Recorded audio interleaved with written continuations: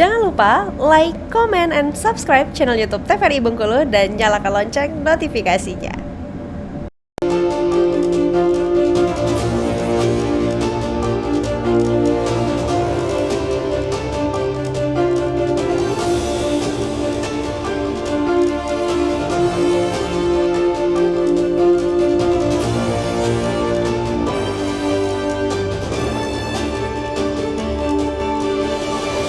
Ya, Assalamualaikum warahmatullahi wabarakatuh. Halo pemirsa TVRI dimanapun Anda berada. Senang saya bisa berjumpa kembali dengan Anda di Berndo TVRI Bengkulu.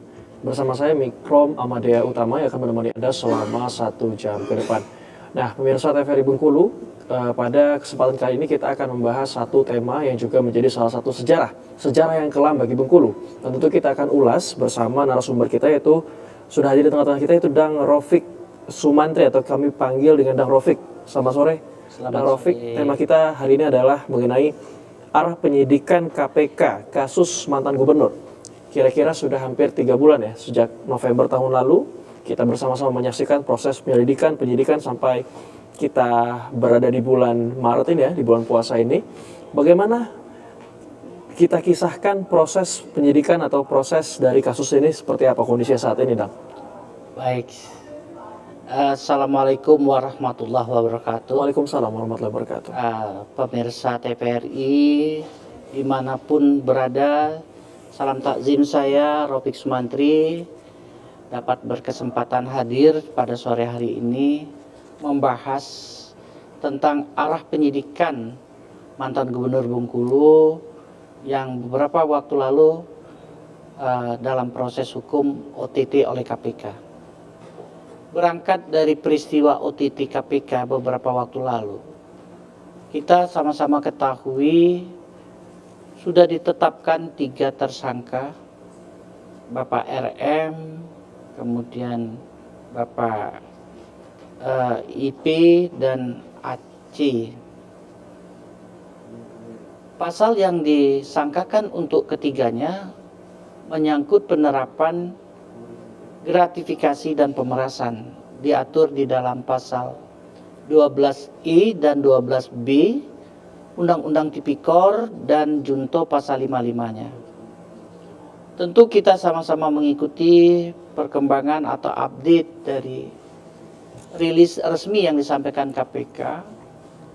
Hingga hari ini yang kita ketahui dari rilis itu sudah lebih 100 orang lebih diperiksa dalam kapasitasnya sebagai saksi. Kalau kita mengamati dari jumlah saksi yang hingga 100 orang, secara kalau dikanalisasi atau di klaster, pada saat OTT itu hanya menyebutkan pelibatan ASN, terutama pejabat-pejabat Eselon 2 di lingkungan pemerintah Provinsi Bengkulu.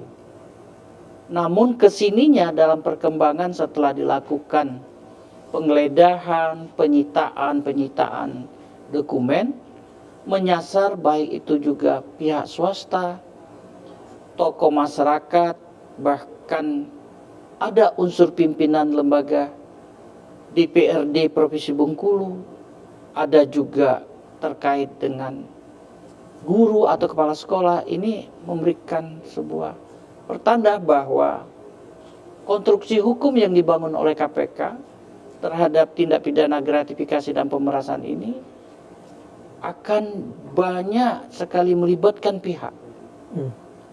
Apakah nanti konstruksi hukum yang sudah ditegakkan ini, gratifikasi dan pemerasan, juga akan dikaitkan dengan tindak pidana penyertaan? Masih ada kemungkinan penambahan tersangka baru, atau juga ada tindak pidana lain yang akan dilekatkan atau diterapkan, maksud saya, yaitu tindak pidana pencucian uang TPP.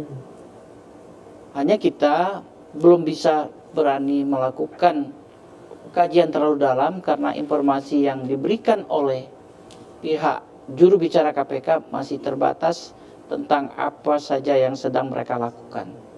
Begitu. Ya, tadi menarik kalau memang kita sudah melihat dari perkembangan kasusnya seperti apa ya, Dan? Karena memang waktunya cukup lama, dari November, KPK terus melakukan penyidikan, terus melakukan proses hukum, dan memang melebar ternyata ya, Dan. Ya. Dia menemukan saksi tadi sudah hampir sampai lebih dari 100-an, dan ada kemungkinan tersangka lain dan ditemukan bukti. Secara detail sendiri, lebarnya seperti apa, Dan? Tersangka ataupun yang diduga terlibat dalam kasus ini siapa saja ternyata yang baru ditemukan saat ini? Kalau saya mengamati peran serta masing-masing itu sebagaimana yang sudah dikemukakan dan beredar di tengah-tengah publik. Ya. Ada peran serta sebagai otak pelaku atau intellectual dader, ada pelaku utamanya, dan ada yang turut membantu. Nah, yang turut serta atau bersama-sama pendalamannya itu memang ranah KPK, saya tidak boleh berandai-andai. Ya. Kita cenderung mengatakan bisa terjadi, saya ulangi lagi, bisa terjadi penambahan tersangka baru. Tinggal kita lihat nanti apakah peran itu nyata adanya. Karena KPK sudah memberikan sinyal satu, ada pejabat yang coba mempersulit untuk menemukan kesaksian, mendapatkan kesaksian atau bukti yang lebih konkret. Lalu kemudian tidak disangka timbulnya saksi-saksi dari kalangan swasta, lebih cenderung saya katakan kepada pelaku usaha di bidang batubara. Tentu publik akan bertanya, karena pada saat OTT KPK merilis barang buktinya yang sempat diamankan saat itu kurang lebih di angka 7 miliar. Nah loh, kalau ini hanya berasal dari kalangan ASN, plus minus kalau kita gunakan logika dasar atau legal reasoningnya, kayaknya angka itu akan terlampaui. Nah, KPK belum mengungkap apakah hasil penemuan-penemuan baru ada yang lebih besar lagi.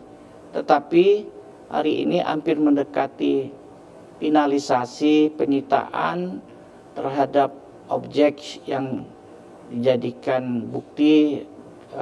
Sebagaimana kita ketahui, 2 kapling tanah, segala sesuatu itu membuktikan bahwa pekerjaan penyidikan hampir menyelesaikan berkas perkara untuk segera disidangkan. Nah, nanti pada sidanglah kita akan mendengar dan melihat secara langsung bagaimana peran masing-masing, bagaimana peristiwa itu terjadi sesungguhnya.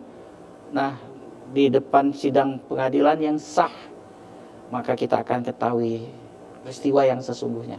Ya, tentu menarik tadi kalau ternyata memang setelah dipanggil saksi juga banyak yang ternyata di luar pemerintahan, ada dari swasta dan lain sebagainya. Kita akan bahas nanti itu setelah jeda pariwara berikut ini. Tetap bersama kami hanya di Brand.tvRI Bengkulu.